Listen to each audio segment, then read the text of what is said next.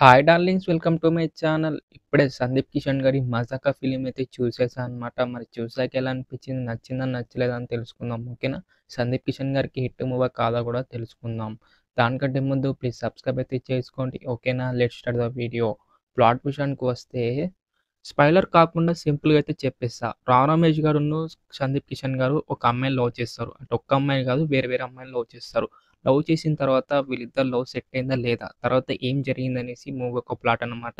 నేను మాత్రం చాలా సింపుల్‌గా అయితే చెప్పేసాను. ఆల్రెడీ మాకైతే ట్రైలర్‌లో అయితే చూపెట్టేశారు. మరి ప్లస్ పాయింట్స్ ఏంది? మైనస్ పాయింట్స్ ఏందని తెలుసుకుందాం. ఫస్ట్ హాఫ్ అయితే నాకు మాత్రం చాలా అంటే చాలా బాగా నచ్చింది. మంచి హెల్తీ కామెడీ సీన్స్ అయితే రాశారు డైరెక్టర్ గారు. అలాగే బాగా తీశారనమాట. ఏది కూడా మనకైతే క్రింజ్ సీన్ అయితే అస్సలు అనిపించదు. అలాగే మనకైతే రావు రమేష్ గారు అయితే వన్ మ్యాన్ షో అని చెప్పొచ్చు. ఎందుకురా అంటే ఆయన వచ్చే సీన్లప్పుడల్లా మనకైతే చాలా చాలా నవ్విస్తారు అనమాట. రావు రమేష్ గారి లవ్ ట్రాక్ కూడా చాలా బాగా అనిపించింది అనమాట. ఏజ్ తగ్గట్టు అయితే చాలా బాగా అయితే తీశారు డైరెక్టర్ గారు. ఎక్కడ కూడా మనకైతే క్రింజ్ అయితే అస్సలు అనిపించేది అనమాట. అలాగే మనకైతే సందీప్ కిషన్ గారి కామెడీ టైమింగ్ కూడా చాలా బాగా నచ్చింది. యాక్టింగ్ కూడా చాలా బాగా చేశారు ఇద్దరైతే. అలాగే మనకైతే సందీప్ కిషన్ గారి లవ్ ట్రాక్ కూడా నాకు కొంచెం డీసెంట్ అయితే అనిపించింది. కొన్ని కొన్ని ఎమోషనల్ సీన్స్ కూడా చాలా బాగా వర్కౌట్ అయ్యాయి అనమాట. ఎస్పెషల్గా మనకైతే క్లైమాక్స్ సీన్ అయితే చాలా బాగా ఎమోషనల్ సీన్స్ అయితే చాలా బాగా వర్కౌట్ అయ్యాయి అనమాట. చాలా బాగా అయితే చేశారు డైరెక్టర్ గారు అయితే క్లైమాక్స్కి. అలాగే మనకైతే కొన్ని కొన్ని క్యారెక్టర్ కూడా చాలా బాగా అయితే రాశారు. ఏది కూడా మనకైతే అనవసరం క్యారెక్టర్ అయితే ఏది రాదనమాట. 2-3 సాంగ్స్ కూడా చాలా బాగుందనమాట. ప్లేస్మెంట్ కూడా చాలా బాగా అనిపించింది. అండ్ కొరియోగ్రఫీ కూడా చాలా బాగా అనిపించింది. అలాగే మనకి ఎడిటింగ్ వర్క్ కానీ అండ్ సినిమాటోగ్రఫీ కానీ ప్రొడక్షన్ క్వాలిటీస్ కానీ అండ్ పీజిఎం కానీ అన్నీ నాకైతే డీసెంట్ అయితే అనిపించింది.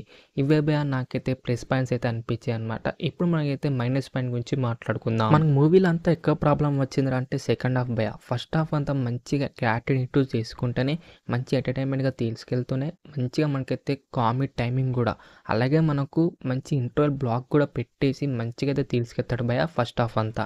కానీ సెకండ్ హాఫ్ అంతా మనకైతే ఫుల్ ఫ్యాట్ నరేషన్ అయితే ఉంటుంది. బోర్ కొడుతుంది అనమాట. ఇంట్రెస్టింగ్ స్క్రీన్ ప్లే అయితే అస్సలు ఉండదు. అలాగే మనకైతే సాంగ్ ప్లేస్మెంట్ కూడా కరెక్ట్గా ఉండదు.